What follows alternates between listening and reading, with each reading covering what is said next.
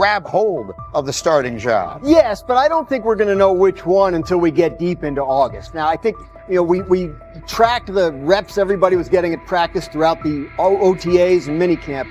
But when you talk to people there, they just want to make sure everybody got what they needed. And that, Kenny Pickett, we find out if he has the goods to be the starter. Joe Flacco, they back him off a little bit. He's 40. He may not need as much. The rookies, Shedeur Sanders and Dylan Gabriel, what do they need to learn to make the transition from the college game to the pro game? That's what the spring was about for the Browns quarterbacks. Now, Shedeur Sanders has moved from social media celebrity to on-field standout, and ESPN now lists him among its first-team candidates. Reactions are split. Some fans are impressed while others are skeptical. Whether this reflects Deion Sanders' long-term strategy or simply Shedeur's rapid development, the story is drawing widespread attention. Here's a look at what led to this moment. They never planned on taking him. The problem is, like Ocho Cinco said, you got somebody that has endeared himself to the locker room. And guess what? The difference between him and Tim Tebow, the biggest one, is he can play. He can throw the ball. Tim Tebow running around being an H-back. He can throw the ball. And he's done everything he needs to do. He ain't saying nothing. He ain't rocking the boat. He ain't mad about the reps. He ain't mad about none of that. All the people out there want to see is this, like Tyvis said earlier. We want to see what he can do with Jerry Jeudy. Online reactions are sharply divided. Some fans strongly support Sanders, while others argue he is overrated. Traditional analysts cite statistics and claim his recognition comes mainly from his father's name. Sanders supporters are actively celebrating his rise and already predicting a future NFL career. Sports media outlets have made his candidacy a central topic of debate. The discussion now extends beyond statistics and victories to include his marketability, public image, and on-field presence. Sorry, is Shedeur Sanders going to get a chance to win this job? Do you believe he gets a legit shot to win this job? Listen, I think first of all, the action's going to really start in training camp. Like, forget all the OTA stuff. You don't win a job in OTA. The real action starts in training camp. And just like Shedeur said, during the mini camp, when it's time to take your reps, you got to make the most of it. Because I think early on, there's going to be a lot. Remember, Joe Flacco didn't hardly practice in OTAs and mini camps because they were giving the young guys. Right. So when he gets his opportunity, he's going to have to make the most of it. Analysts are closely reviewing game footage to evaluate Sanders' decisions and mechanics, while others examine his social media activity to see how he balances content creation with quarterback duty. Shedeur Sanders' placement on ESPN's early first-team list has taken over the college football conversation. Supporters circulate his highlights and argue that his on-field production and leadership justify the honor. Skeptics claim the recognition relies too heavily on his family name and question whether his resume is strong enough for first-team status. Analysts are rewatching game footage to assess his reads, accuracy, and pocket presence, while others examine how he balances a high-profile social media presence with quarterback responsibilities. The debate has pushed other storylines, such as conference realignment and NIL issues, into the background, leaving fans and commentators focused on Sanders' performance, marketability, and overall impact on the sport. I'll keep saying it. I believe Shedeur Sanders should play more games than any other quarterback on this roster this year, because he's the only guy that I look at and say they might have something here. Because I'm telling you right now, they left night one of the draft saying we are taking our quarterback next year. So it's on Shedeur or Dylan or Kenny, probably not Joe, to change their mind. To change their mind. But you got to find out. You got to find out. Opinions differ on whether Sanders is benefiting from his family name or simply showing real progress, but the attention is undeniable. Social media is flooded with edited images elevating him to legendary status. Critics argue the first-team nod is driven by hype and marketability, while supporters point to his flashes of strong arm talent, field vision, and decision-making. Regardless of motive, the announcement has dominated the football news cycle and intensified debate over how much of his rise is performance-based versus media-driven. Highlight reels rarely show Sanders' turnovers, late-game mistakes, or inconsistent stretches. Being named to a first-team watch list suggests sustained dominance, something Sanders has displayed only in flashes. His selection appears driven as much by brand recognition and media appeal as by performance. ESPN's decision has intensified debate. Data-driven critics post statistics that question his resume, while passionate supporters predict awards and future NFL success. Commentators recall a time when first-team consideration required years of proven excellence. Yet many fans already see the announcement as confirmation that Sanders is on track for major college football honors. Shedeur Sanders has earned first-team reps when training camp commences later in July. I'm not saying like he's the first guy up when you do 11 on 11s, day 1, 2, 3, 4, 5 at training camp. I'm not necessarily saying that. But he's the one quarterback that we didn't get a chance to see take reps with the ones. But I think Shedeur has a chance to like make this conversation interesting if he gets those reps with the ones and he has the same success that he did with the 2s, the 3s, and the 4s. I have confidence he can show you something, but I got to see it. We all got to see it before we can actually judge that. Some believe Deion Sanders is already preparing for an award ceremony, while others are furious, threatening to protest ESPN's credibility over Shedeur's first-team mention. Critics argue that honoring Sanders without a full season of elite play undermines college football standards. Supporters insist his performance and profile justify the recognition. The debate reflects a broader clash between traditional merit-based evaluation and modern brand-driven visibility. In today's landscape, first-team consideration is no longer only about statistics. It also involves marketability and audience engagement. Whether welcomed or rejected, Sanders commands attention and embodies the sport's shift toward both performance and personal brand. He lied to us all when he said that this was going to be an open competition, a four-man open competition when it comes to the QB situation up there in Cleveland, in which, from the looks of it, all we've seen it be was a three-man race. The only people that has been getting reps in with the first team or with the veterans are Joe Flacco, Kenny Pickett, and Dylan Gabriel. We've never seen my boy Shedeur Sanders get a chance to get in. Even with him doing the things that he has been doing up there, he has yet to get in with the... Shedeur Sanders was caught off guard by Coach Kevin Stefanski's recent remarks, which have sparked talk of bringing in another starting quarterback. Commentators are debating whether Stefanski's comments reflect eroding confidence in Sanders or a brief lapse in judgment, but the rookie now faces intensified scrutiny over his role. The Browns, we got an analyst that says that Shedeur Sanders should have some kind of a ban? Banishment of some kind? Come again? Say what? For what? And we've got, this would be more troubling. If I'm a Browns fan, and this is where we're going to start, potential dissension in the ranks of the front office and the coach. And over what? Quarterback. When a program's headline quarterback suddenly becomes the subject of sideline murmurs and quiet searches for replacements, the situation is unmistakable. It's a breach of trust. Shedeur Sanders, the passer who put Colorado back in national conversations with his production and profile, has just received a clear message that his job security is in question. Coach Kevin, the assistant previously considered to be in Sanders' corner, made remarks that ignited speculation about changing quarterbacks. Fans, analysts, and even Deion Sanders are now reassessing the team's unity and its true plan for the position. The comment was no accident. It was a deliberate signal that the staff may soon elevate a backup. For perspective, Shedeur Sanders did not step into ideal conditions last season. He was sacked so often that Colorado could have dedicated a locker to every opposing edge rusher who reached him. Could I possibly go to bat for Kevin Stefanski as a great head coach? No, I couldn't. Could you go at bat against him, saying he's a horrible head coach? No, I can't. I think that's why we fall in the middle. I think that's why in a lot of these discussions, and that's why a lot of the rankings, you see him right now in that 15 to 20 range, somewhere in that middle pack of NFL head coaches. I've said earlier, Kevin Stefanski has already been given more head coaches than any coach I've ever seen in Cleveland.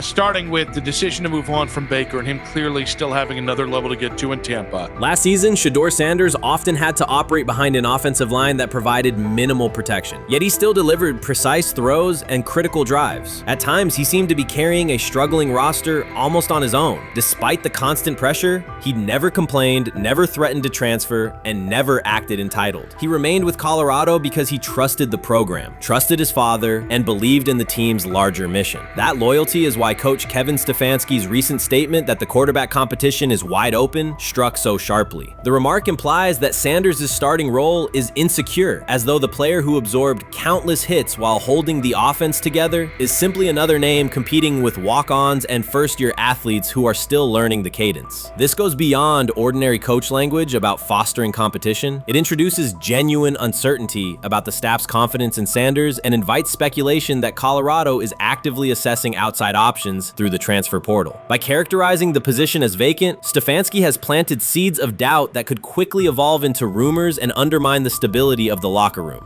I'm sorry, but when it comes to quarterback, I'm going to defer to my head coach, generally speaking, especially one with Stefanski's track record and how he's viewed across the league.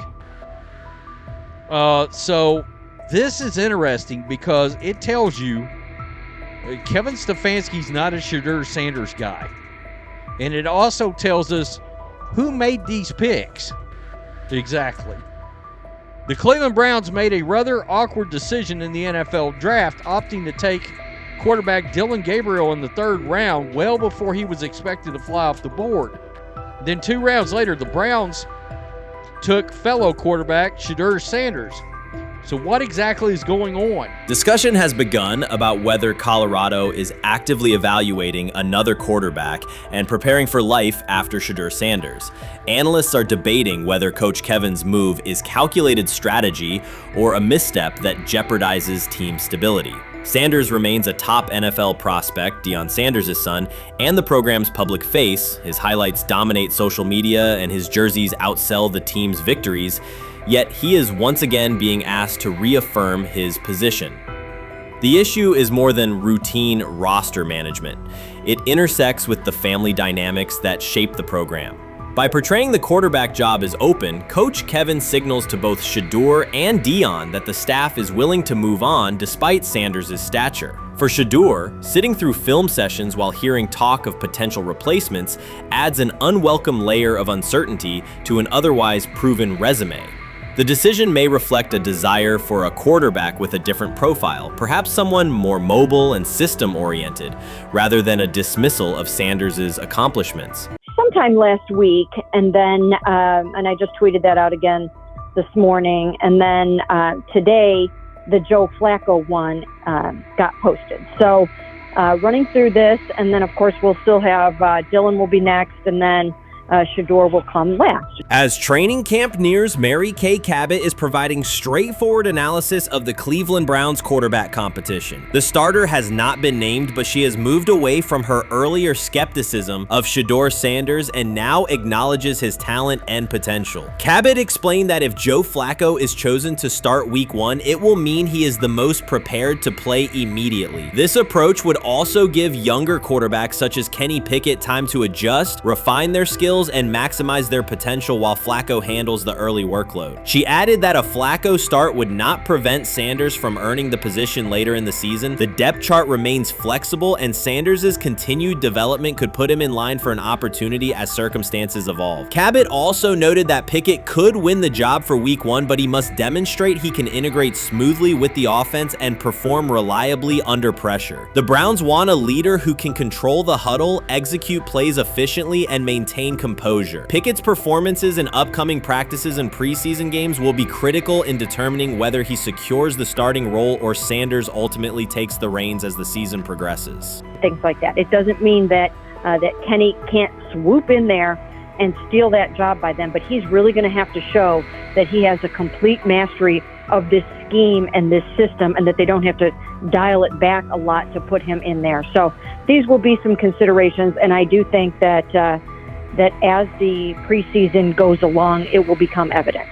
Mary Kay Cabot recently stated that Shedeur Sanders is ready, and the Cleveland Browns are monitoring him closely. After a strong showing during organized team activities and minicamp, Sanders has made notable strides in his development. With continued progress, he is expected to return to the field prepared to contribute meaningfully. The Browns coaching staff is tracking his growth, and anticipation about his long-term role is increasing. Cabot added that if Sanders maintains this trajectory and continues to demonstrate poise within the team, he will have a legitimate chance to earn the starting quarterback job. Each practice rep strengthens his case, reinforcing the possibility that his development could benefit both the player and the organization. As Sanders impresses, discussion about his future in Cleveland becomes more compelling. Cabot also emphasized Sanders' advanced understanding of the offense. She noted that his football IQ appears in every drill and that he seems ready to execute the Browns system at full speed. His ability to process defenses quickly and make decisive reads distinguishes him from his peers. With the appropriate opportunity, Cabot believes Sanders could become a genuine difference maker for the Browns. One area Cabot highlighted is Sanders' command of pre-snap adjustments. His capacity to diagnose defensive fronts and communicate changes gives him an edge and reflects high football intelligence. If he translates those reads into consistent connections with his playmakers, he could elevate the Browns' offense significantly. By comparison, Cabot said quarterback Dillon Gabriel is still refining his grasp of complex terminology and play calling. While Gabriel possesses upside, Sanders' comfort with intricate concepts and his ability to manage tight pockets under pressure give him a clear advantage at this stage. stage. Gabriel must sharpen those elements to compete at Sanders' level. Cabot previously reported that Sanders had already earned first-team practice snaps ahead of Gabriel. Her latest update confirms that Sanders is now approved as the Browns' starting quarterback, solidifying the organization's commitment to him as QB1. Expectations are high, and his response to the challenge will be closely watched throughout training camp and preseason. Cabot further noted that head coach Kevin Stefanski authorized Sanders to take expanded first-team reps beginning next month. This milestone underscores Sanders' readiness and the coaching staff's confidence in his progress. As the regular season approaches, Sanders aims to cement his status as the starter, and the competition for that position is intensified. Though Sanders leads the race, Kenny Pickett remains in contention. Cabot stressed that Pickett must prove he can integrate seamlessly with the offense and perform consistently under pressure. His performance over the next several weeks will determine whether he can challenge Sanders for the starting role. With both quarterbacks vying for the top spot, the Browns' Week 1 starter will be one of the most scrutinized decisions of the upcoming season. For now, Cabot's reporting underscores Sanders' rapid ascent, strong football intellect, and growing command of the offense, qualities that position him well to lead Cleveland's offense when the opportunity arrives. How you feeling? I'm getting there. You see what I got on, right? That's why I was asking how you help for it. Yeah, I'm getting there. See? Prime, what did they have to do? I had blood clots. Okay. And they amputated, you know. But I work with it. Man. Yeah, I'm amputated. So I get that work done a couple times a day. Keep the blood circulating, blood flowing, but it's a new normal. And the best thing about here, we have a whole medical team on the second floor. Right. We have a whole medical floor, which is great. Deion Sanders is shaken, this time not by a hit on the field. In a sudden turn, Ryan Clark has uncovered a serious plot affecting Shedeur Sanders' NFL draft status, and the disclosure is reverberating across the sports community. What once looked like a simple scheduling delay may actually be a calculated effort to undermine Deion's son. The facts suggest intentional sabotage, a breach of trust, and repercussions that could be far-reaching. This is no routine football headline. It is personal, and Coach Prime did not see it coming. The sports world loves to celebrate underdogs, yet it often takes even greater pleasure in tearing down rising stars. Deion Sanders is witnessing that cycle now, not from the sidelines as Coach Prime, but as a father. The lights in Boulder remain bright, the cameras keep rolling, and Sanders still wears his gold watches, sunglasses, and natural swagger. Still, behind that familiar smile is a man carrying deep pain as criticism aimed at his son mounts daily. How much of that is opening press conference saying, okay, we are family, saying that he was sent to do certain things? Do you feel like people got attached to that, or it just was the fact that prime time is at Jackson State? It's prime time. If my son plays cornerback, I want him to be around, in my opinion, the best cornerback ever to touch the field. That's right. If my son played DN, I'd have to talk to you and tell me who's coaching the DNs. That's but right. I was sending my son to play for prime. His pain does not come from critics or losses, but from watching his son, Shedeur Sanders, get pulled into a system where politics outweigh performance. By every metric, arm strength, accuracy, field vision, Shedeur belonged in the top 3 of any NFL mock draft. Defensive coordinators who tried to unsettle him know he never flinches. He owns the unteachable leadership trait that turns strong prospects into franchise cornerstones. Then the narrative shifted. Draft boards that once placed him 2nd or 3rd slid him to 5th, then 12th, and eventually out of the 1st round on some lists. Analysts grew cautious, executives became vague, the statistics stayed strong, and the game film still proved his ability, yet the buzz evaporated. The abrupt silence felt deliberate and wrong. Former NFL safety and respected analyst Ryan Clark then delivered an unfiltered disclosure, not on a scheduled TV segment, but in an unscripted comment. He stated plainly that influential figures inside the league were not overlooking Shedeur Sanders. They were actively holding him back.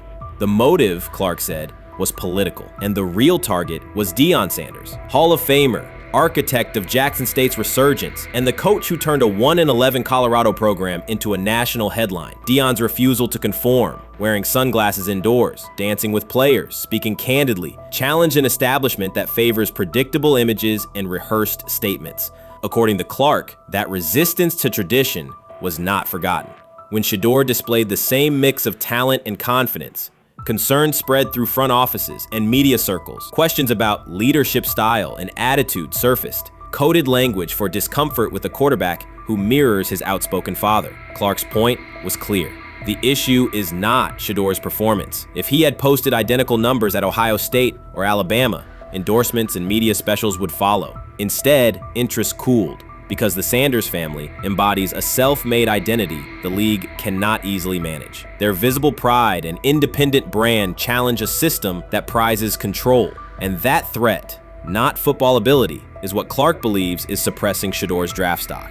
The rumors have ended. The decision is public. Cleveland Browns owner Jimmy Haslam has informed every level of the organization that unless an unforeseen injury intervenes, Shedeur Sanders will start at quarterback in week 1. The announcement is not an informal suggestion or a quiet push in the background. It is a direct order. Multiple independent reports, amplified most visibly by Colin Cowherd, confirm that Haslam delivered the directive himself. From the owner's viewpoint, the logic is simple. No one else on the roster offers the same combination of talent, leadership, and long-term upside. Joe Flacco is approaching the twilight of his career. Kenny Pickett has shown flashes but remains inconsistent. Dylan Gabriel, taken in the 3rd round, is a developmental project. By contrast, Haslam believes Sanders can alter the franchise's trajectory immediately, and he refuses to allow internal hesitation to stall that possibility. The standoff traces back to April. General manager Andrew Berry and head coach Kevin Stefanski entered the draft wanting a low-profile prospect who would fit quietly into the existing depth chart. They prioritized scheme familiarity, modest public attention, and a clear developmental timeline. When the board lined up, they reached for Gabriel in round 3, reasoning that an early investment would justify keeping a rookie on ice behind the veterans. But Sanders continued to slide, first through day 2, then deep into round 5. Haslam watched the names come off the board, convinced the league's bias against Deion Sanders' outspoken son was obscuring legitimate first-round talent. When Cleveland's 5th-round pick arrived and Sanders was still available, Haslam intervened. He did more than approve the choice, he overrode the original plan, making it clear that the organization would select Sanders and give him every chance to compete. From that moment on, the Browns' internal narrative splintered into 2 camps, those ready to accelerate around their owner's vision and those still trying to protect their original approach. Once rookie minicamp began, Sanders erased much of the speculation. He commanded huddles, processed coverages quickly, and delivered throws with anticipation that belied his draft slot. Teammates noted his willingness to accept blame for missed timing, then correct the error without dramatics. While Flacco and Pickett split most first-team reps, Sanders treated limited opportunities as full-speed auditions. During organized team activities, he identified blitz looks, redirected protections, and consistently found his second read when the primary route was covered. More than one defensive veteran told local reporters that Sanders looks like the best arm in the building. That assessment forced Berry and Stefanski to reevaluate their timetable. They could no longer label Sanders a long-term project without contradicting on-field evidence. Drafting Gabriel 2 rounds earlier had provided the staff an excuse to slow roll Sanders' ascent. Coaches could point to investment cost, meeting room familiarity, and installation comfort to justify Gabriel's snap share. Yet each practice rep in which Sanders outperformed the 3rd rounder weakened that shield.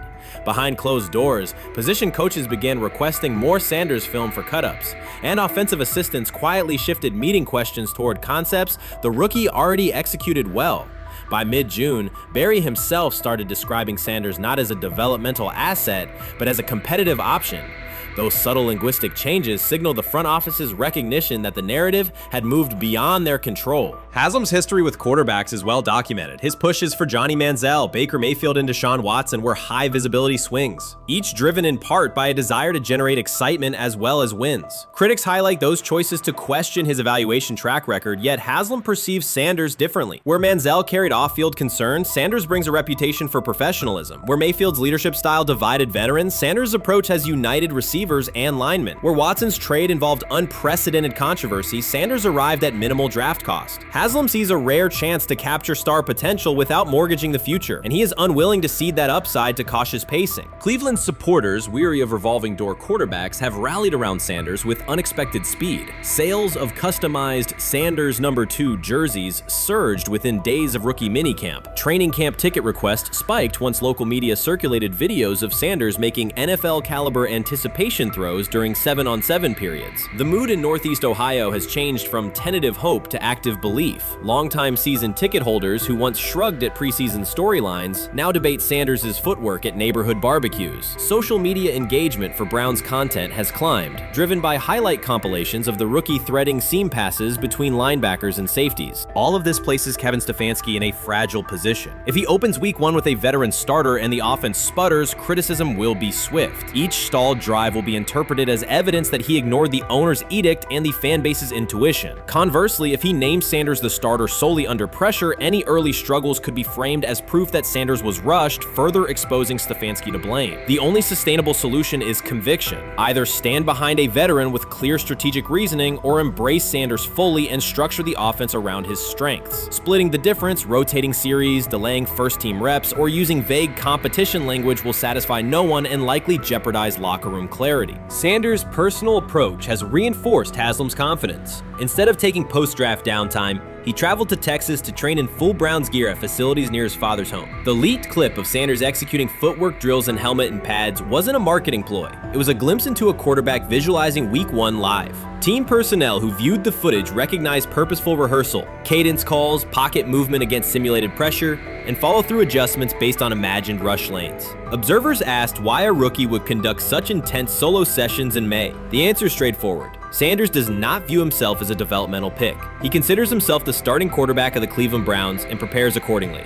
On pure ability, Sanders' arm strength ranks with the league average for starters. His accuracy to the intermediate middle, an area where the Browns' current scheme generates high-leverage completions, has drawn consistent praise from receivers. The primary areas still under review are blitz recognition and live bullets and timing on deep outbreaking routes versus press coverage. Those developmental checkpoints are significant, yet daily practice reps show acceleration. In contrast, Flacco's mobility limits the boot action game that Stefanski installed to help Mayfield early in his tenure. Pickett can extend plays, but struggles to attack tight windows between linebackers and safeties, an essential requirement in Cleveland schematics. Gabriel remains an unknown at NFL speed. Thus, the competitive landscape favors Sanders sooner than the coaching staff originally planned. The franchise now stands at an inflection point. Haslam's mandate, the locker room's growing support, and the fan base's enthusiasm all tilt towards Sanders. The front office's earlier strategy, anchored in patience and quiet development, is increasingly untenable. Barry's shift in messaging indicates grudging alignment, but final authority over the depth chart rests with the coaching staff, unless ownership directly intervenes on game day decisions. A move rare but not unprecedented in the NFL. Should Stefanski align with the owner and name Sanders the starter before preseason concludes, he can claim proactive vision and tailor the offense through training camp. Should he resist and open with a veteran who falters, he risks rapid loss of credibility and possibly his position. Either path carries pressure, but only one aligns with the momentum sweeping through the building. For 2 decades, the Browns have cycled quarterbacks without securing a stable star. Each new hope, whether draft pick or trade acquisition, has collapsed under injuries, inconsistency, or organizational disarray. The possibility that Sanders could finally anchor the position is not merely a football storyline. It is a potential cultural reset for a fan base defined by resilience. Haslam's insistence reflects that awareness. Cleveland needs a leader who can win on Sundays and project confidence every other day of the week. Sanders has shown he can shoulder expectations without retreating from scrutiny. That trait, more than arm talent alone, is why the owner views him as indispensable. Voluntary workouts transition to mandatory minicamp next week. If Sanders receives a substantial share of first-team snaps, observers will interpret it as the staff's acknowledgement that the competition is tilting decisively. A public declaration may not follow immediately, but every rep allocation is a signal. If, however, the staff continues funneling most top unit snaps to Flacco or Pickett, tension will escalate. Local media will question the evaluation process. National analysts will debate the merits of letting a rookie learn through live action versus controlled practice. Inside the facility, players will recognize any disconnect between performance and opportunity, and unity could fray. The Browns have reached a decisive moment. Shedeur Sanders has demonstrated the skill, poise, and work work ethic to justify starting in week 1. Jimmy Haslam has publicly positioned him as the future, and by implication the present of the franchise. Kevin Stefanski and Andrew Berry must either endorse that vision or brace for the consequences of delaying it. For Cleveland fans, the significance is clear. A legitimate chance to exit the cycle of quarterback uncertainty and rally behind a signal caller capable of commanding the field and galvanizing the city. Whether that opportunity is seized promptly or postponed will define the Browns' 2025 season and likely the tenure of the decision makers involved. They have never loathed college football itself. They have resisted the people determined to reshape it. When Deion Sanders, black, direct, unapologetic, walks into a room of power brokers and speaks with authority instead of deference, critics recoil. During his playing days, they complained about celebrations and gold chains. Now that he is a head coach, mentor, and father, they label him something more polite, but just as dismissive, a problem. At Big 12 Media Days, Sanders addressed the accelerating chaos of the name, image, likeness market. He said college football needs a salary cap, not to hobble players, but to impose order on a system that showers unproven freshmen with 7-figure promises while the rest of a roster hunts for scraps. He called the situation unsustainable. Within hours, ESPN commentator Paul Feinbaum branded him a hypocrite, arguing that Sanders profited from NIL at Jackson State and now wants rules only because his most marketable athletes have moved on. The accusation spread quickly because it fit a comfortable storyline. Outspoken black coach gains from change, then protests when the advantage disappears. That framing ignores context. Sanders never criticized players earning money. At Jackson State, he urged corporate sponsors to partner with athletes who had been invisible to major brands for decades. What he wants now is stability, standardized guidelines, basic financial literacy, and roster balance that prevents locker rooms from fracturing over uneven payouts. When other coaches, Nick Saban, Dabo Swinney, Lane Kiffin, voiced similar concerns, they were praised for foresight. When Sanders spoke,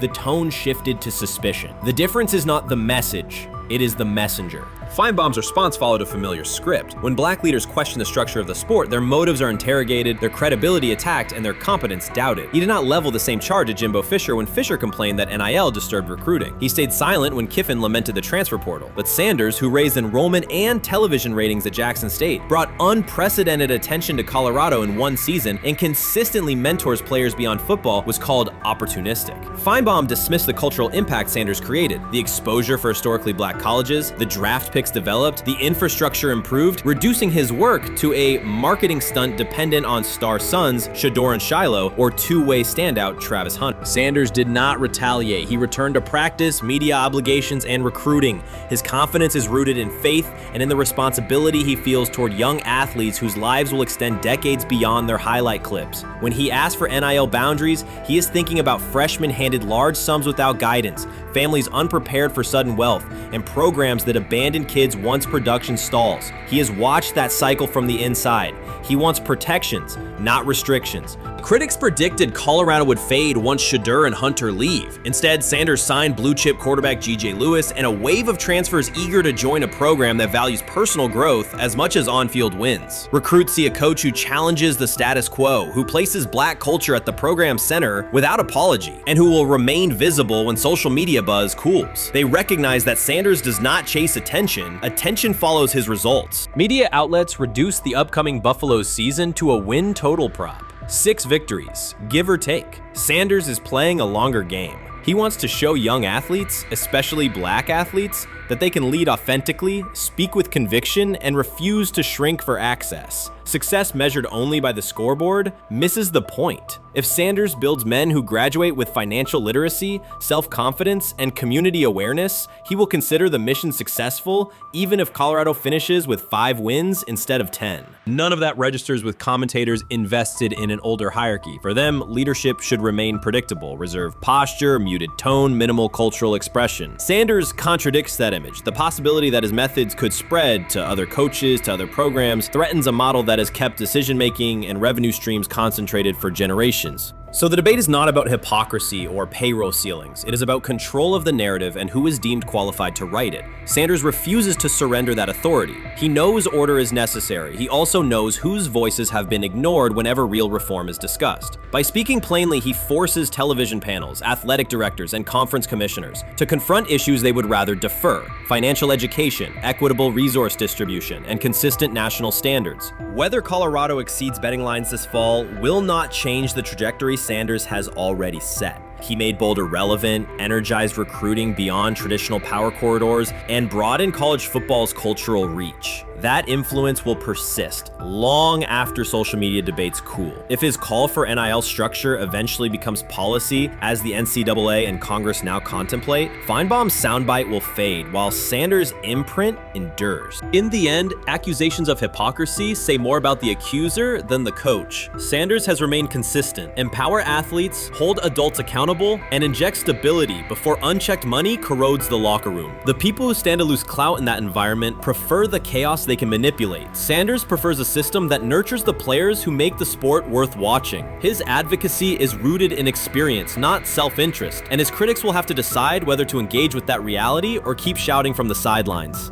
While much of the NFL community attended the ESPYs in Los Angeles, Shedeur Sanders spent the day in Cleveland with families recovering from a residential explosion. He did not seek cameras or a red carpet appearance. He chose to be present in a neighborhood working through loss. Weeks earlier, an explosion at the Rainbow Terrace apartments in the Garden Valley neighborhood displaced more than 100 residents. Local officials reported that 42 families were left without housing. A father suffered burns over most of his body and remained in a coma. His 2 young children were hospitalized in critical condition. The damage extended beyond structures. Families lost possessions, stability, and routine. Cleveland City Council member Richard A. Starr described the moment as a family fighting for its future. Outside of local reporting, national attention was limited. Sanders decided to go to the site, meet residents, and help organize a day focused on relief and connection. The decision drew questions almost immediately. Some asked why he was not at the ESPYs, others questioned his motives. Sanders did not respond with counter-arguments. He explained simply that he felt an obligation to be present and that he would act on that conviction. This was not a team-scheduled appearance. He promoted the gathering himself, arrived without ceremony, and spent the day with residents. His approach emphasized listening, participation, and time.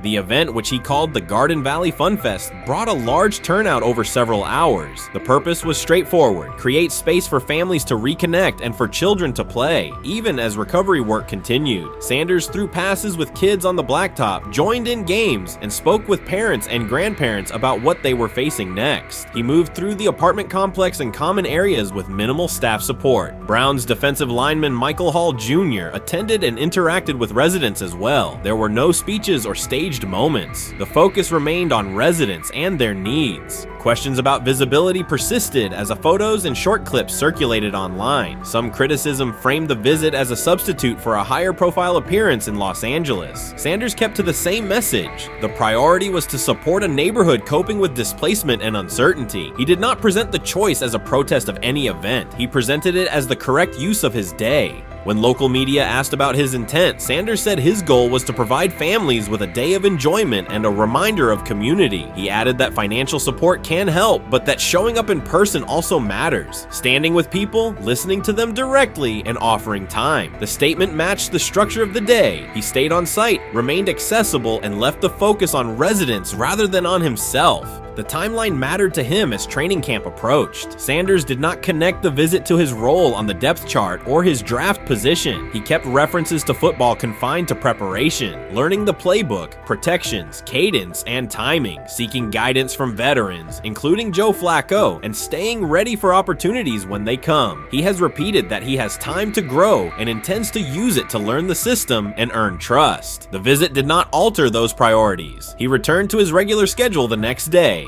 Since arriving in Cleveland, Sanders has treated community work as part of his responsibilities. Before his jersey went on sale, he visited schools, including John Marshall High School, speaking with students about goals, accountability, and effort. He set public objectives confidently, such as long-term aspirations for the franchise, but paired them with routine work in the building, meetings install, film, and on-field reps. The day at Rainbow Terrace fit that pattern. Identify a need, show up, contribute, and avoid unnecessary attention. For residents, the FunFest provided a brief reprieve from ongoing challenges: housing transitions, school logistics, medical appointments, and the paperwork that follows an emergency. For teammates and staff who observed, it was an example of a rookie investing time locally without seeking a headline. For Sanders, it reinforced how he plans to operate in Cleveland: be consistent, be present, and let actions speak. The setting at Rainbow Terrace underscored the scale of recovery ahead. Families described the first weeks after the explosion: nights in temporary housing, efforts to replace clothing and essentials, coordination with agencies and community groups. Sanders moved from group to group, speaking with parents about their immediate needs, greeting elders who came to watch the activities, and encouraging kids who wanted to throw a football, run races, or take a photo. He kept the schedule flexible so residents could arrive and leave as they were able. Community partners and volunteers handled tables for supplies, simple games, and refreshments. There were no sponsor banners or organizational pitches. Residents organized as they usually do, checking on neighbors, guiding children, and sharing updates. Sanders' role was clear: participate, make time, and listen. The presence of a recognizable player brought energy, but the purpose remained practical: create a normal afternoon in a place that had not felt normal since the blast. Online reaction covered the full range of opinion. Some posts praised the decision and the event's tone. Others questioned why a rookie would skip a high-visibility awards show.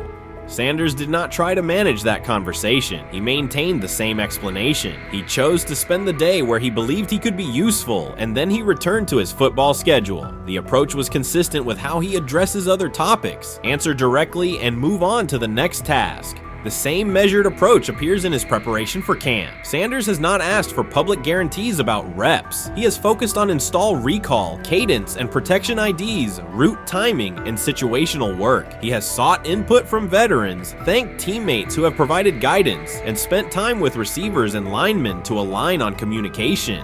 Coaches have emphasized that the quarterback competition is a process, and Sanders has accepted that framework. His emphasis remains on readiness. None of this overshadows the experience and resumes of other players on the roster. It does provide a clearer picture of how Sanders operates as a professional. He separates off-field actions from promotional efforts. He keeps football preparation focused on what he can control. He communicates with teammates across position groups so that timing and expectations are shared. He does not try to steer attention in his favor. He tries to make steady progress. The day in Garden Valley was one example. He arrived without a speech, stayed for hours, and left without an announcement. He did not ask for recognition. He offered time. Residents responded in kind. Kids lined up for catches and races. Parents and grandparents asked about camp and wished him well, and neighbors coordinated rides and schedules around the event. The atmosphere felt like a neighborhood gathering, not a media production. Local leaders who were present or who spoke later emphasized that recovery will take months. Families will continue to navigate housing, healthcare, and daily logistics. Events like the Fun Fest do not resolve those issues, but they help sustain community connections and morale. Sanders' contribution was to create a space for that to happen and to treat the day with the same seriousness he applies to practice, plan, execute, and keep the focus where it belongs. As the preseason approaches, Sanders will continue to compete for opportunities on the field. He has said he will be prepared when called upon, and that he understands the importance of mastering details before focusing on outcomes. The organization will make decisions based on evaluation, and he will accept the results while continuing to improve.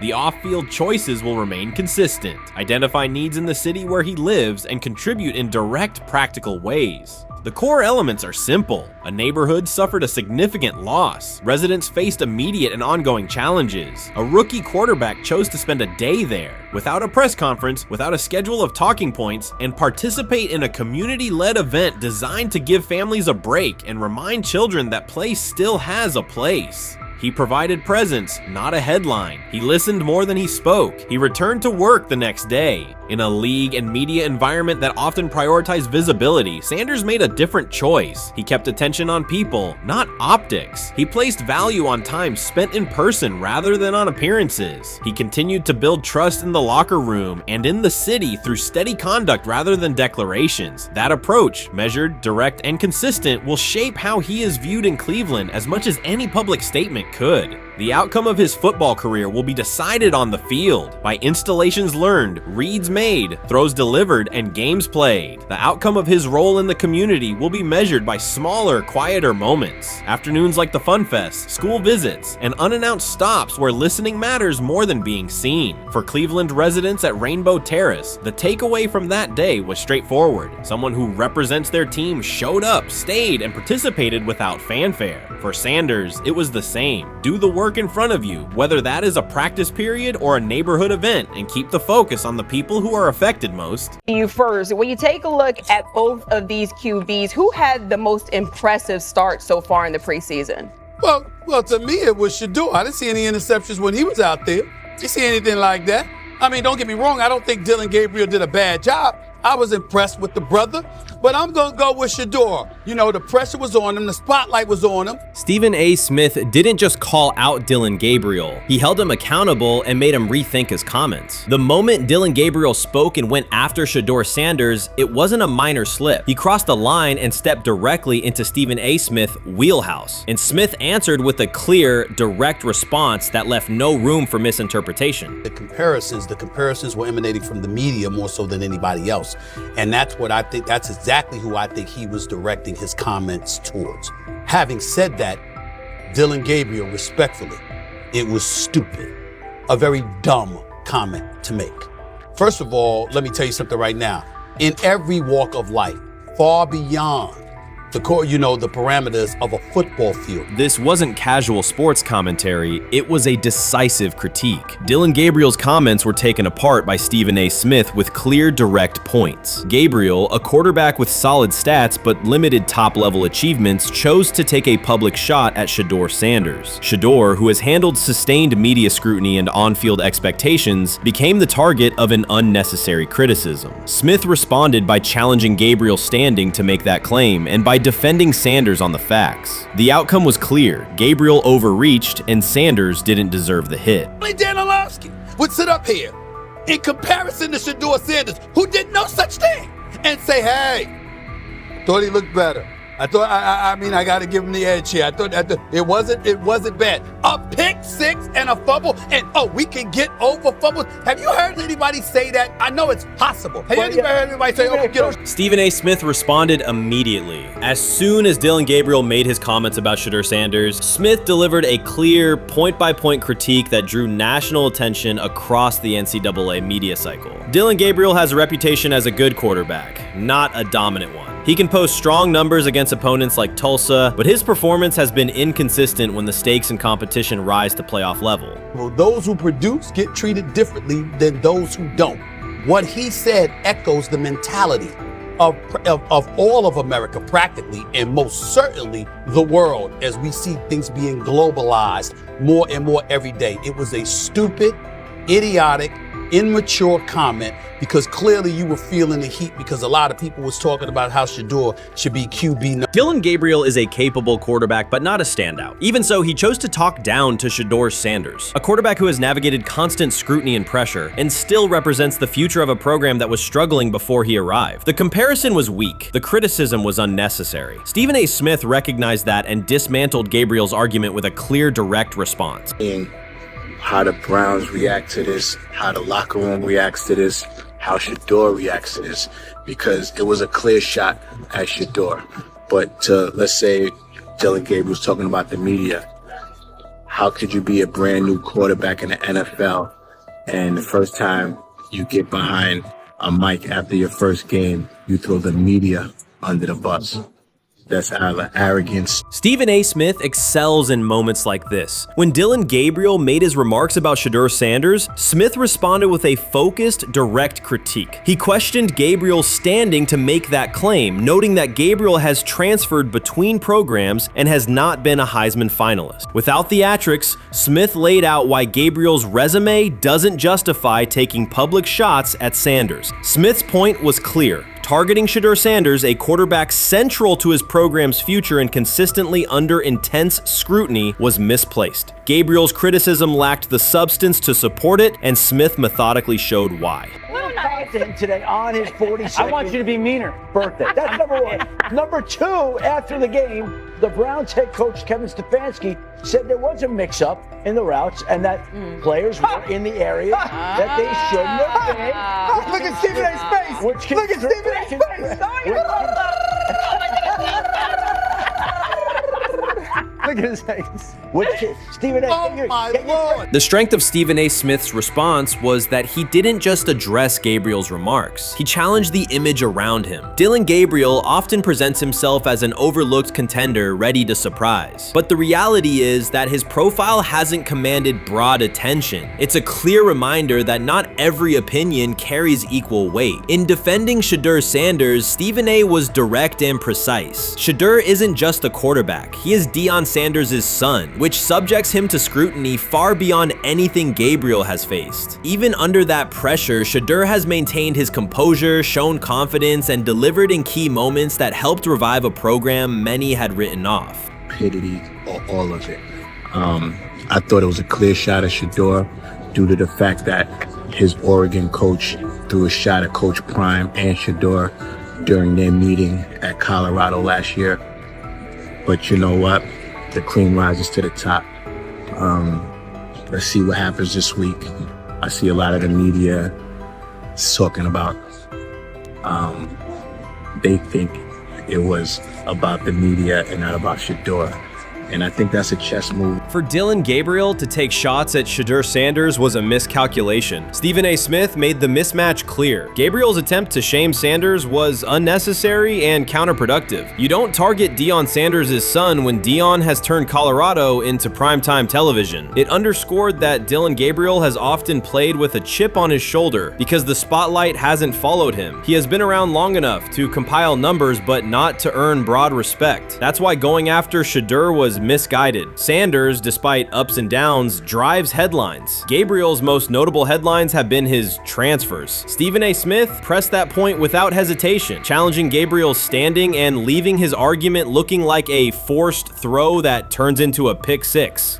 You know what? Still needs to thank me a little bit more for that restaurant I treated him and his family to, because it was big time, and stop embarrassing me by going places and trying to use coupons. That's how pathetic he is. The point is that a pick six and a fumble is usually considered a bad day. Stephen A. Smith didn't need to raise his voice to make the point. He presented Dillon Gabriel as a player whose talk outpaces his resume and defended Shedeur Sanders with clear comparisons. That's why he called Gabriel out so directly. The comparison wasn't just unfair, it was forced. Now look at Gabriel's record. The numbers are solid and he can win against average defenses, but the resume lacks defining markers. There's no sustained Heisman contention, no late season surge that reshaped the national picture, and no postseason moment that cements a legacy. The track record reflects steady production, not top-tier impact. That's the gap Smith underscored. Gabriel's criticism of Shedeur Sanders wasn't supported by what he has accomplished, while Sanders continues to carry a program under constant scrutiny. Let's see some of them step up and make some plays out there. Ain't no way. Gabriel Ain't no way. He not built like that. No way.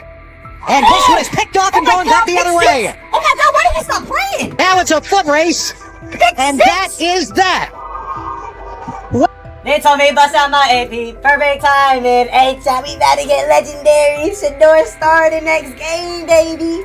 Shout out Dillon though, you know what I'm saying? Bro, I love you, my heart. What am I bigger than cheese, bro? You know what I'm saying? But Shedeur got it. Shedeur Sanders is a national brand who draws viewers for both performance and result. Dillon Gabriel's attempt to diminish him read as resentment. And Stephen A. Smith called out the insecurity and lack of awareness directly. Colorado under Deion Sanders is prime time, and Shedeur sits at the center of that spotlight. If Gabriel expected the sports world to agree while he took a shot at Shedeur, he misread the moment. Smith dismantled the argument and questioned the credibility behind it. Gabriel will move on. He'll keep playing, give interviews, and have fans, but this exchange will trail his media profile as a reminder of a misstep. It's a clear example of a resume that doesn't justify taking public aim at a quarterback carrying that level of scrutiny and responsibility. For the Cleveland Browns preseason game today is that the way that some white folks watched Shedeur Sanders last week is the way that some black folks were watching Dillon Gabriel today. And it's not Dillon Gabriel for Dillon Gabriel's sake. Most folks don't have a problem with Dillon Gabriel. It's what he represents, which is the disrespect of a black person for no other apparent reason than they are a confident black person. Dillon Gabriel thought he was aiming up. Instead, he was placed back among quarterbacks who are good but not great. Stephen A. Smith made the central point. Dillon Gabriel doesn't shape the conversation. Sports are about narrative as much as numbers, and Gabriel's story doesn't move the culture, while Shedeur Sanders does. Smith highlighted that contrast clearly. By the end, Gabriel's credibility had taken a measurable hit. The critique was decisive and sent a broader message to any player considering public shots at Shedeur Sanders. If you step into that debate, you will be held to a higher standard and your resume will be tested. Dillon Gabriel learned that the hard way. I'm about to unleash about Shedeur Sanders. I just watched what happened to Shedeur Sanders in the Cleveland Browns' third and final preseason game.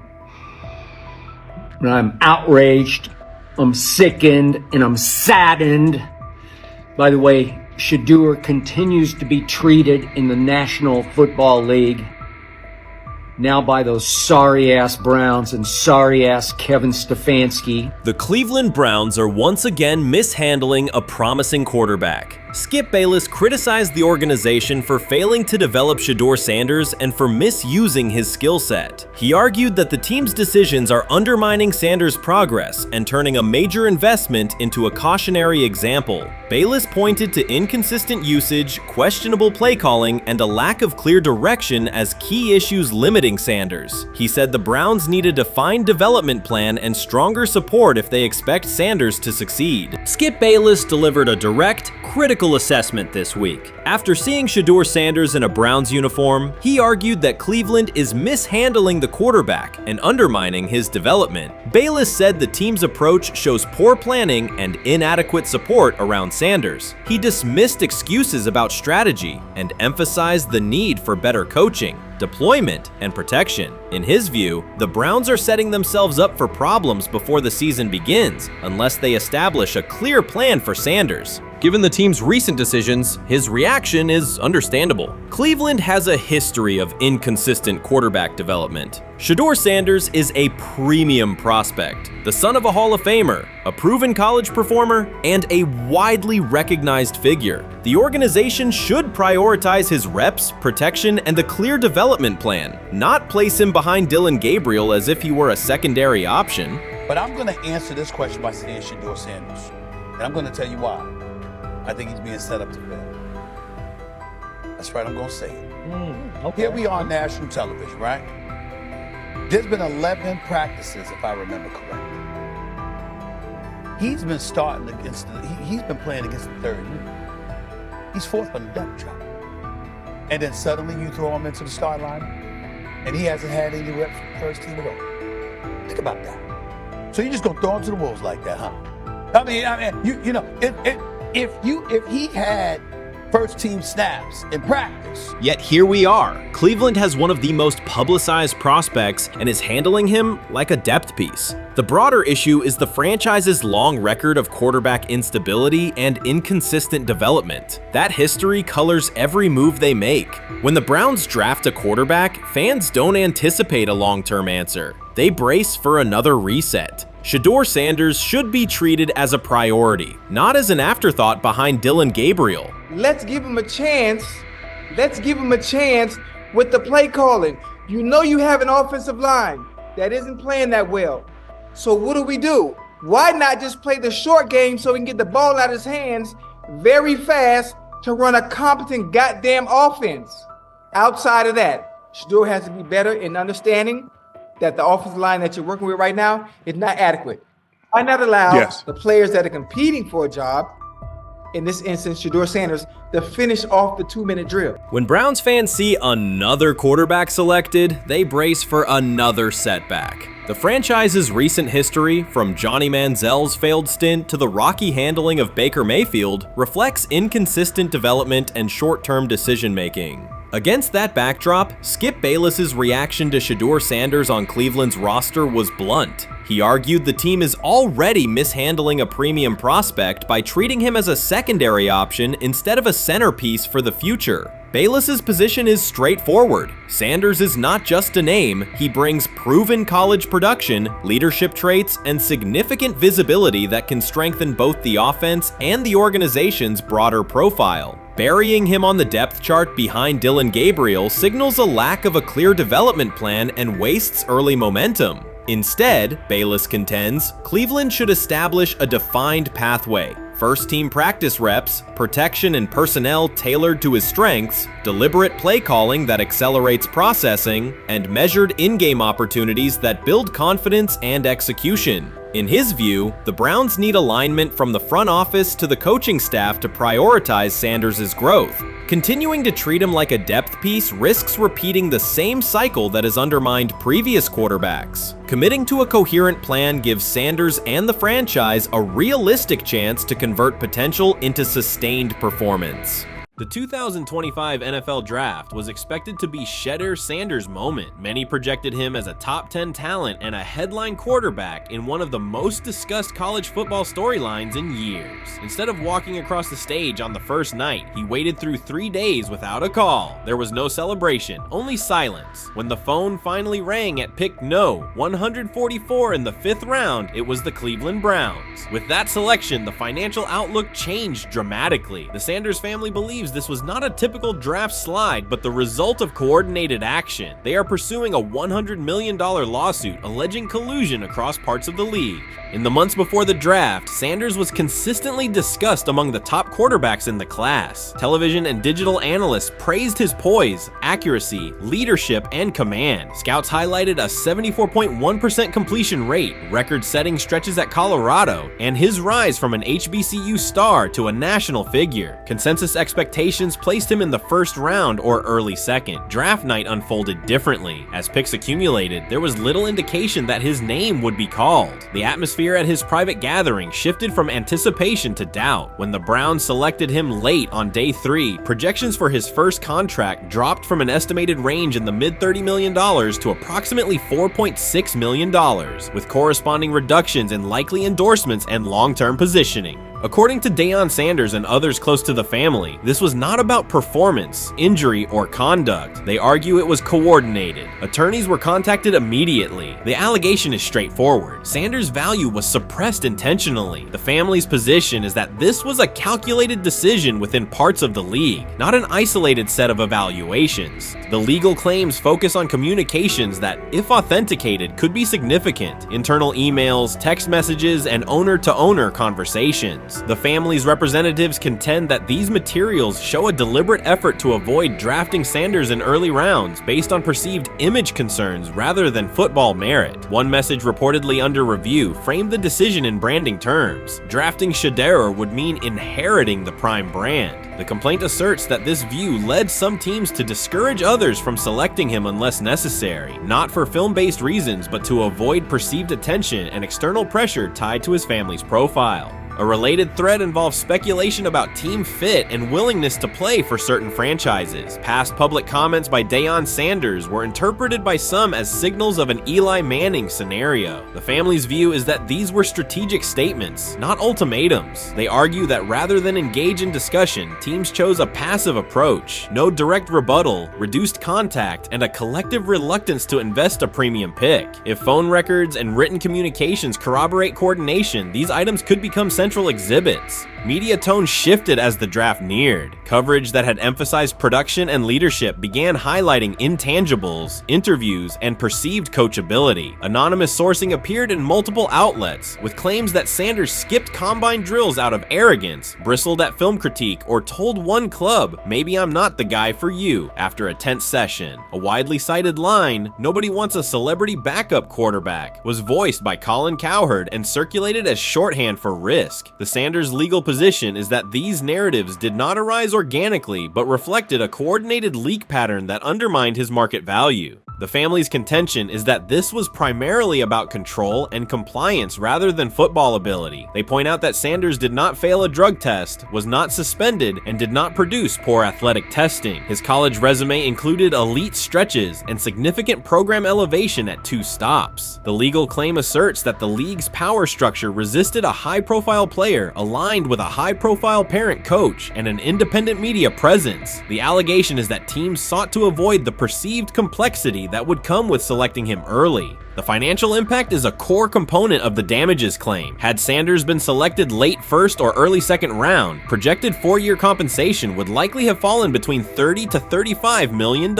with immediate access to higher tier endorsement opportunities and the brand leverage that accompanies a franchise quarterback designation. As a 5th round pick, the initial contract value is a fraction of that total, and associated off-field opportunities are typically narrower. The suit reportedly seeks not only lost salary, but also the broader economic economic value linked to draft position, sponsorships, licensing, and the visibility that accelerates an early career trajectory. The filing's scope, as described by sources close to the family, extends beyond the league office. It may involve media outlets, scouting firms, and specific executives if discovery shows coordination or materially false statements that affected value. The argument is that the draft slide harmed not only Shedeur, but also the broader Sanders brand, affecting perceptions of Deion Sanders as a recruiter, coach, and public figure. The family's view is that narrative construction around brand risk and celebrity backup produced a measurable economic and reputational loss. If a court authorizes discovery, the process would likely compel emails, internal draft notes, and message archives from teams and third-party intermediaries. Subpoenas could be served on media organizations for sourcing records related to anonymous quotes. That level of transparency would be unusual and could reveal how information flows during pre-draft periods. The legal theory moves beyond a single player's evaluation to the draft's integrity, whether owners or executives acted in concert to reduce a prospect's value for reasons unrelated to football performance.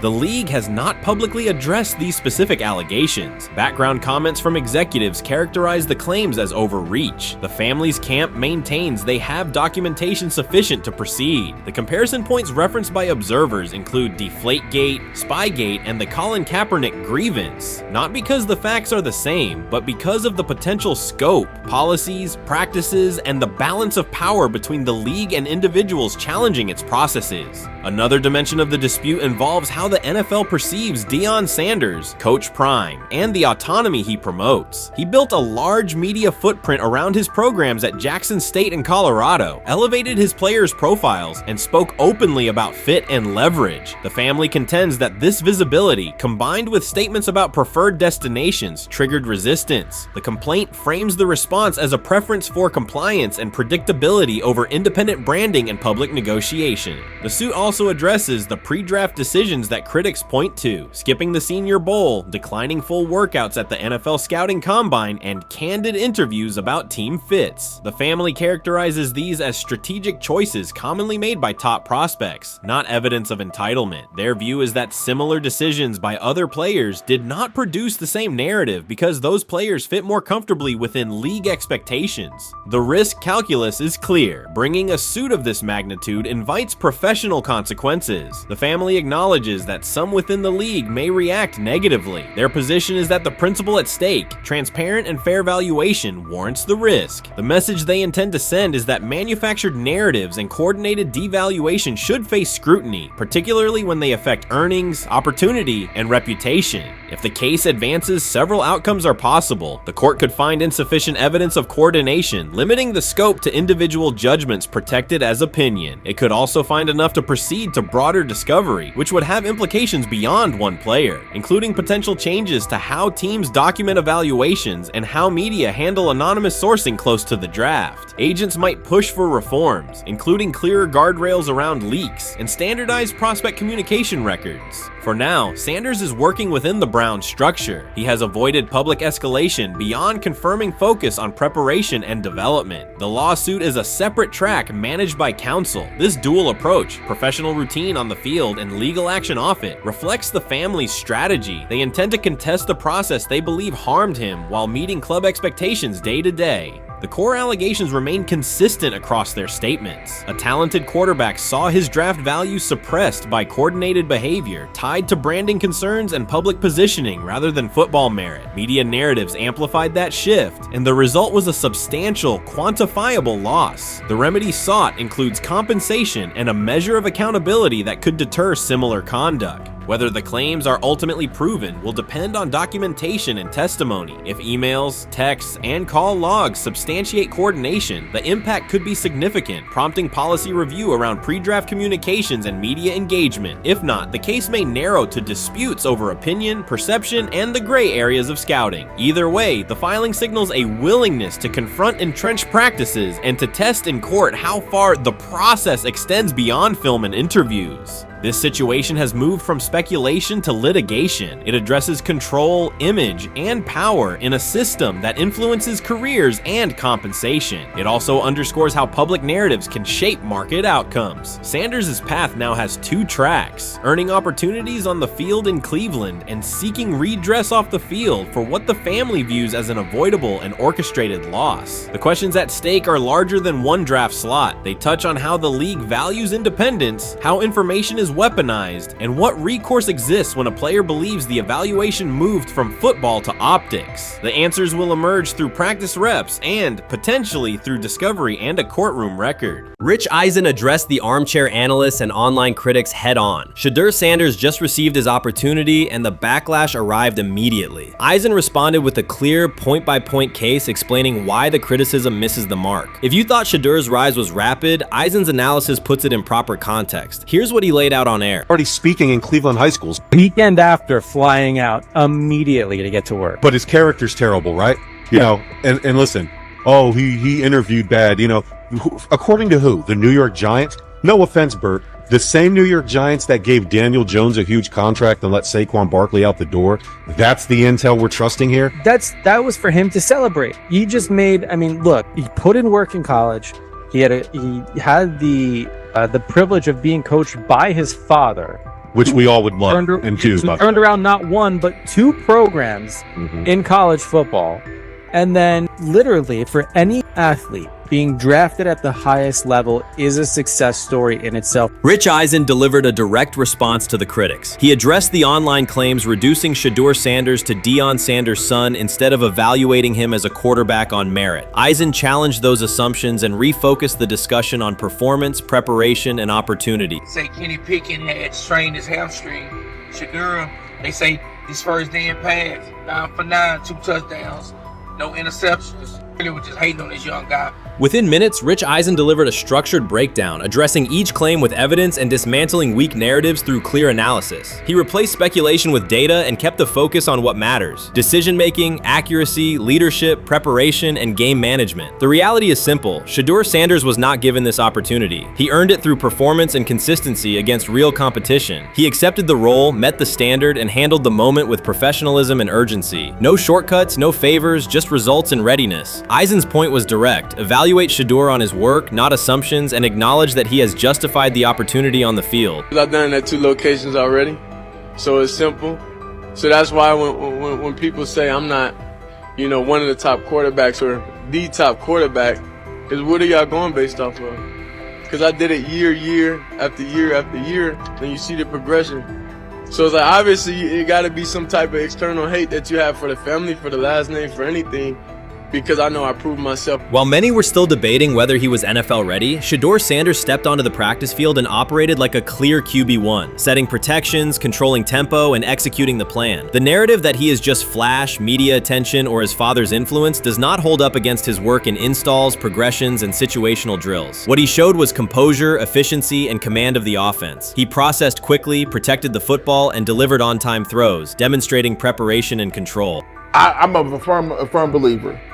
If I wanted Shedeur Sanders at 2, at worst at 33, of course I already think that he's better than other quarterbacks. Because that's the type of talent, that's where I would have picked him at.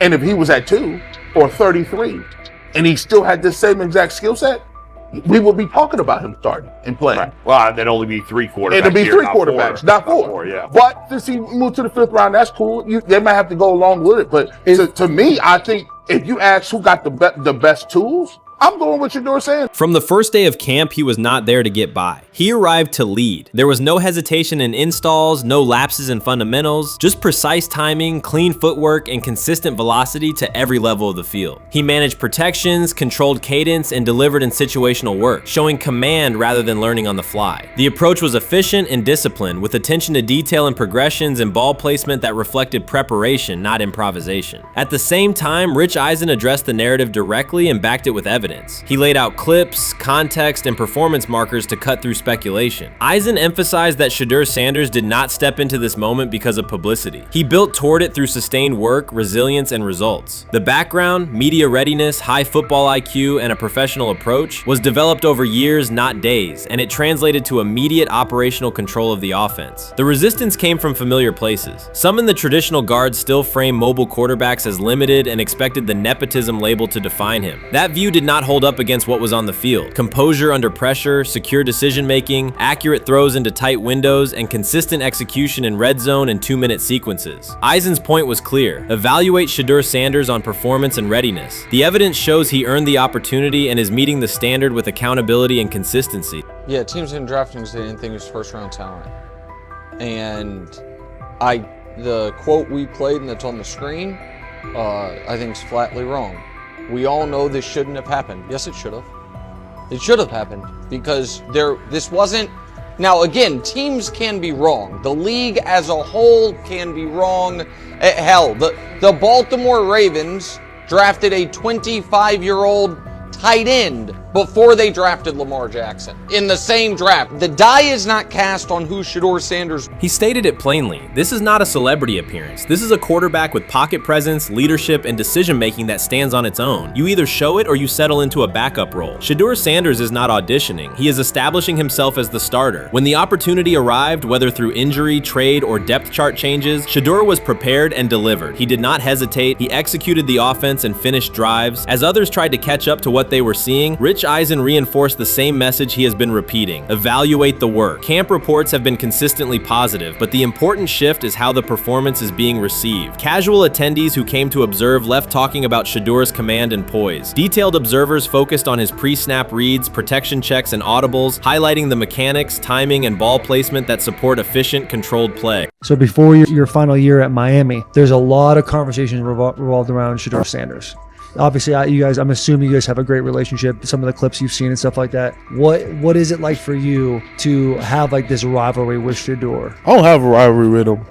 That's my boy. So at the end of the day, this whole process, we thought me and him were going to be 1 and 2 the whole time. Whether he's 1, I'm 2, whether I'm 1, he's 2. And so that's just always been, our mindset. It didn't go that way. I thought he was one of the better quarterbacks in the draft as well, even throughout college. A lot of stuff out there on him ain't really, the truth, just because they spin it different ways. Like they spin stuff about me different ways. But I mean, when he gets his chance, become a starter, I know he's gonna make the most of it. And I'm ready to get back to work with him, after the season, talk some more stuff to him. Cam Ward directly challenged the uneven standards applied to Shedeur Sanders, calling them inconsistent and unfair. By insisting that performance, not politics, guide evaluation, he shifted the discussion from one player to a league-wide problem. Sanders' treatment now serves as a test of how the NFL supports and evaluates emerging quarterbacks. I feel a special relationship with him, especially me. First getting to know him 5 years ago when I started working with him. But it did surprise me because he's a good quarterback. It doesn't get a lot of the credit that he deserves. Especially the plays that he made in Colorado. A lot of quarterbacks and coaches are making those plays. So when he gets this opportunity, I'm pretty sure having soon today, he'll make sure he'll make plays on the field. Cam Ward's public challenge to the treatment of Shedeur Sanders brought the issue into clear view. For months, discussion around Sanders has centered on his profile, major compensation, a prominent Nike deal, and the expectation to stabilize a struggling franchise. Rather than a standard evaluation of a top prospect, he has faced sustained skepticism from analysts, fans, and league voices. Ward's comments underscored that the standards being applied to Sanders diverge from those used with other rookies. By stating it directly, he did more than support another quarterback. He identified a broader problem in how the league responds to young players with significant visibility. The takeaway is direct. Assessments should reflect on-field performance and development, not external narratives. Generational talent. I'm gonna prove him right. I'm gonna prove him right. Don't worry. Oh my God. An article came out today. I'm generational. So I guess it's article versus article. I like that you think that, man. But we all know the truth. What? Trav gonna be first? You generational, I'm legendary. That's cool. We can It's be different, legendary. man. Legendary get their ass. We'll start whooped. throwing in like 5 minutes. Shedeur Sanders entered the league with more than a playbook. He brought a public brand, a family legacy, and expectations unusual for a first-year quarterback. Before his first regular season throw, he was already positioned at the center of attention. Rather than assess him on that reality and his on-field ability, many voices reduced him to marketing, treating visibility as proof of hype instead of performance. Cam Ward pushed back on that framing. His point was simple: judge Sanders by the same criteria applied to other rookies. With Sanders' resume, production, leadership, and composure, most first-year quarterbacks would be discussed as long-term cornerstones. The evaluation should be consistent, focused on development and results, not perception. This is a process with Shedeur, who I know is a buddy of yours, and how do you think both of you guys will end up doing the league? I think we'll both end up being one of the best quarterbacks in the league. I just think the work that me and him are willing to put in, the relationship we have to constantly compete each and every day, to better our craft, for ourselves. I just think it's going to end up paying off for us in the long Do run. you guys kid each other about who's going first, and how much does that matter to you?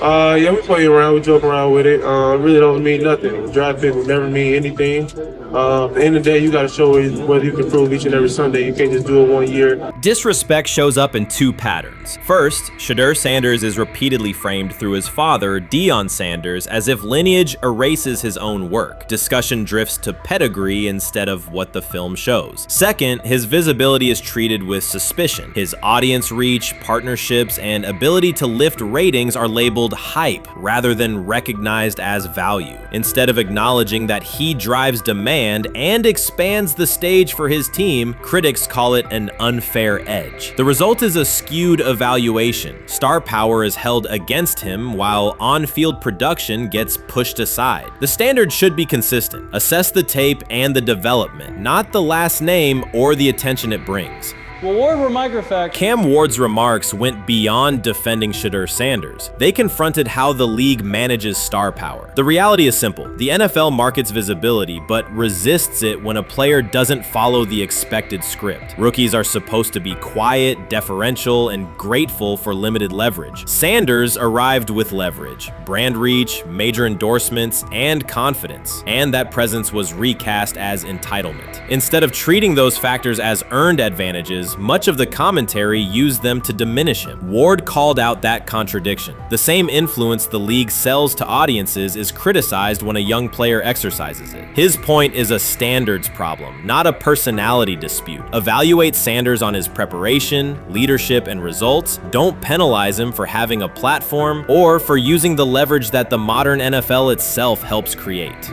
Now it sounds like the Cleveland Browns are going to all but imprison Shedeur Sanders in the football sense of a very talented rookie quarterback who obviously needs reps, needs an opportunity, and who now, barring some miraculous luck, will not get the opportunity to play in a single real game. I'm sure many around the NFL are celebrating as we speak. They are chuckling about this. Many in the NFL wanted to teach Shedeur and his daddy. Cleveland became the center of the conversation. With Shedeur Sanders attached to a major Nike partnership, the expectation was straightforward. He should be given real game reps. The Browns instead leaned on Joe Flacco as the default choice, treating stability as the safer path while sidelining a quarterback with clear cultural and commercial pull. Each week Sanders didn't see the field, scrutiny grew. Commentary questioned the value of his contract environment and relevance, and fan debate shifted from development to doubt. That wasn't measured evaluation. It was a delay framed as prudence that eroded confidence in the process. Cam Ward reset the terms of the debate. He pointed to an uneven standard. When veterans or other young players secure significant endorsements, it's considered smart business. When Sanders does it at scale, it's recast as ego or hype. Even the scope of his off-field agreements became ammunition against him rather than evidence of market demand. Ward's position is simple. Use one standard. Assess Sanders on preparation, decision-making, and progression, not on discomfort with his platform. Treat visibility as an asset, not a disqualifier. The issue isn't attitude or branding, it's the consistency of the evaluation. Ward called it directly. The treatment has been unequal, and it should be corrected by aligning opportunity with performance criteria. Fans need to recognize there's not a team in the league he'd start for. Not one. That's not ridiculous, that's not unfair, that's not a vast conspiracy. Shedeur Sander fans are Angel Reese fans. They're just fair weather fans who don't really give a fuck about the sport. Most of them are just Dion fucking groupies that followed him when he went to fucking Colorado, just like Angel Reese's fans had never watched basketball prior to her playing at LSU, and they followed her to the WNBA and don't know shit about the sport. That's it. Now Dion fucking groupies are running around acting like, oh, this is payback to his dad. The timing is pivotal. Shedeur Sanders isn't trying to blend into the league's background. He's shaping the agenda. He drives debate segments, fuels short-form highlights, and moves merchandise at a pace most rookies never approach. By the metrics that define modern attention, he is the draw. Yet, a segment of observers continues to undercut him, not because of shortcomings on tape, but because of discomfort with how prominent he already is. Cam Ward put words to what many could see. Coverage around Sanders has been filtered through reaction to his visibility, rather than a clear read of his performance and growth. The market has already weighed in. Demand is real, not manufactured. Nike's record-level rookie endorsement aligned with that reality, signaling long-term value and cultural reach. This exposes a core contradiction.